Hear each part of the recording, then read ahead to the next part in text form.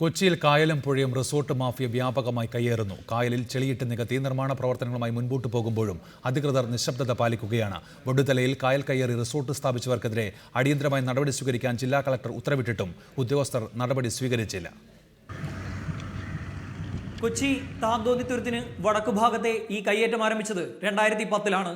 തെങ്ങിന്റെ കുറ്റികൾ കായൽ താഴ്ത്തി ആരംഭിച്ച കയ്യേറ്റം തുടക്കത്തിൽ തന്നെ അധികൃതരുടെ ശ്രദ്ധയിൽപ്പെടുകയും അന്നത്തെ എറണാകുളം ജില്ലാ കളക്ടർ മുളവുകാട് പഞ്ചായത്തിനോട് കയ്യേറ്റം ഒഴിപ്പിക്കാൻ ആവശ്യപ്പെടുകയും ചെയ്തു. സ്റ്റോപ്പ് മെമ്മോകൾ നിരവധി വന്നെങ്കിലും 3 വർഷങ്ങൾക്കിപ്പുറം ഫലം ഇതായിരുന്നു. കായലിന് നടുവിൽ ഒരു റിസോർട്ട് ഉയർന്നു. ഞങ്ങൾ മത്സ്യത്തൊഴിലാളികൾക്ക് കേസിന് പോകാനുള്ള സാമ്പത്തികമൊന്നുമില്ല. ഇയാൾ വലിയ സമ്പന്നനാണ്. അതുകൊണ്ട് ഇയാളെന്നാലെ കളക്ടറിൻ്റെ ഉത്തരവനുസരിച്ച് ഇയാൾ ഇന്നലെ മാറ്റിത്തരിക, അല്ലെങ്കിൽ പഴയ രീതിയിൽ ഞങ്ങളുടെ പുഴ സഞ്ചാരികൾക്ക് വെക്കുക.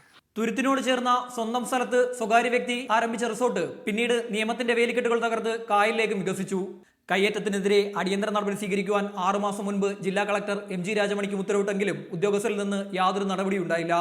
രാത്രികാലങ്ങളിൽ ചെളികോരി നിക്ഷേപിച്ച് കയ്യേറ്റം ഇപ്പോഴും തുടരുകയാണ്.